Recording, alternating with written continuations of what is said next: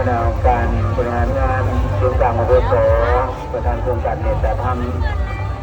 ได้นำพาพิธีเรียนเรียนจากเพื่อกำหนดจุดจิตไป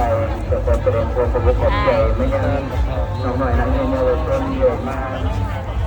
ไหวพระกลางองค์พระธาตุถึงบ้านเมือง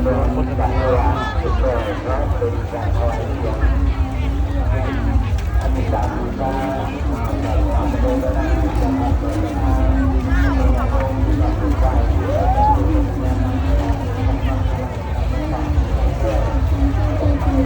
คนหลายแพร่หลายว่าพี่น้องเอ้ยบุญกระดิ่ง